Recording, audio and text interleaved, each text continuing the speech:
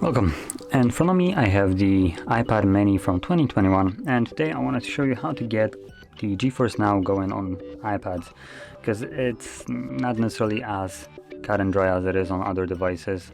You can't find it in the App Store, and the only way you can get it is by going to the Safari, and what you can do is write down the play.geforcenow.com, and this will pop you up with this page right over here. And what you want to do is select this button right over here and add it to your home screen right over here, which in turn will basically create a GeForce shortcut on your home screen. And I already did go through the process of logging in, though I will mention this isn't necessarily the most perfect way of execution of this.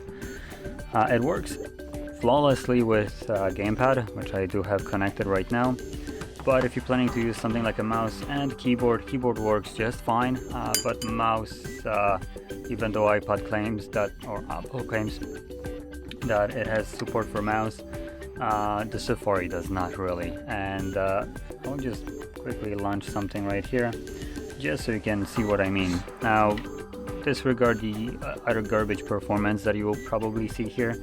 I am using my work internet, and this is quite atrocious internet here, especially with how many people are on it. So it's gonna perform badly, but that's the limitation of my network, not really the GeForce right here. So I'm gonna quickly put in my password because I most certainly have to. So give me a second, and there we go. So it's already launching. So I do have this little dongle right here just to showcase this. This is a USB-C because iPad mini does have USB-C now. And I have a couple ports like HDMI, USBs, and SD card readers. So anyway, the dongle right here is for my mouse. So as you can see, G305, that's the dongle for it.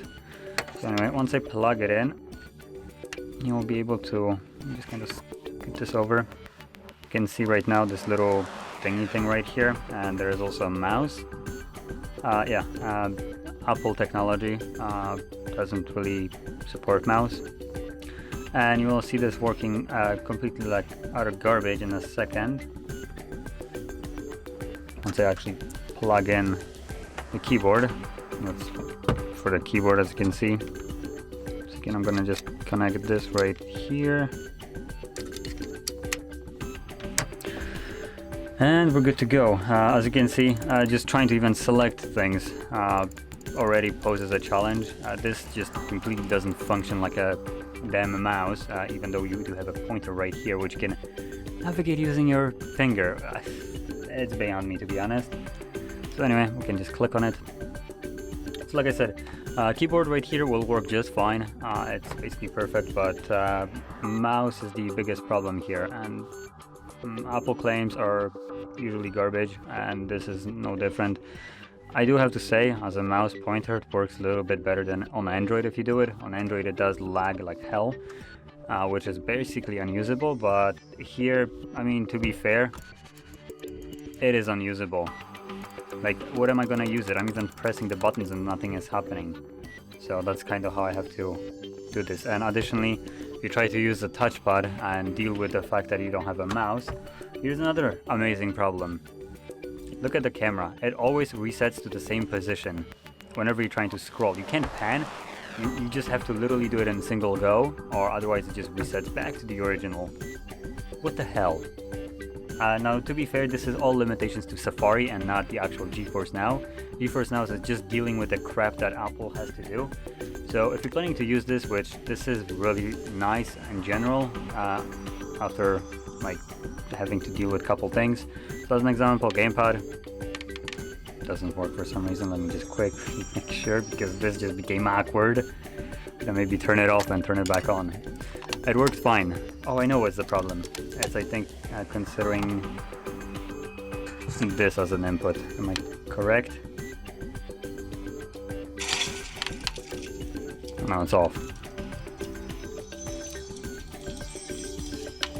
There we go. So you can, I'm gonna move it off the screen just a tiny bit, but you can already see it's working ages better than what it did with a mouse. Now, like I said, the latency and the other like stuttering and stuff like that, that's just a fault of the network.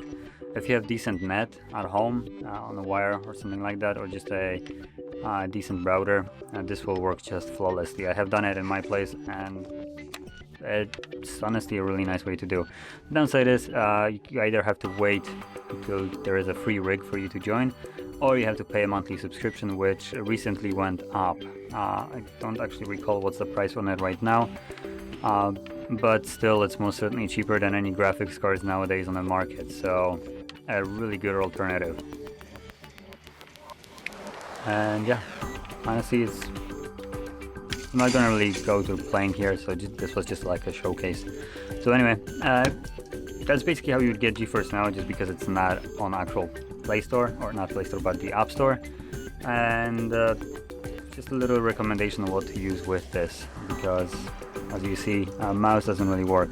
Additionally, there's one additional thing you can do, which is having like on-screen controls, which you do turn on somehow. Not like that.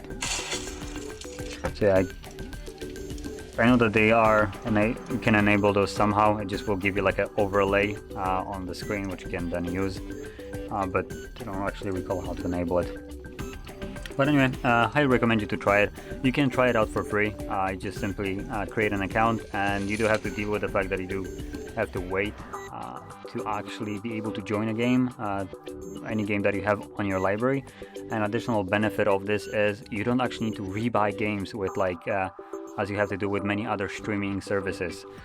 This will allow you to simply connect to your Steam account as an example, or Epic Game Launcher, and you can play whatever you already own. You don't have to rebuy it, repurchase it. There's obviously some caveats from companies that will purposefully remove them, because remove their games, meaning because they just want money, and their excuse of Steam didn't, or not Steam, but GeForce never asked us for permission, is just utter bullshit. And honestly, it's just a scummy move for you to basically fork out more money for a game that you already own, because some damn company wants you to purchase their game twice, and it's usually companies like EA, Ubisoft, obviously the ones that you would expect, the ones that really want you to bend over. But if you're willing to just overlook those titles, you will probably find a lot more other titles here that you can enjoy. The game really, or not the game, but the actual streaming service does support a lot of games. As you can see, these are all the ones that are just on my library. Some of them are free titles though, so don't count all of them, but you can see everything here is just fully playable. So anyway, I recommend this. It's a really nice little alternative to not actually owning a gaming rig. And yeah, that's kind of all. So anyway, if you found this video helpful, don't forget to hit like, subscribe, and thanks for watching.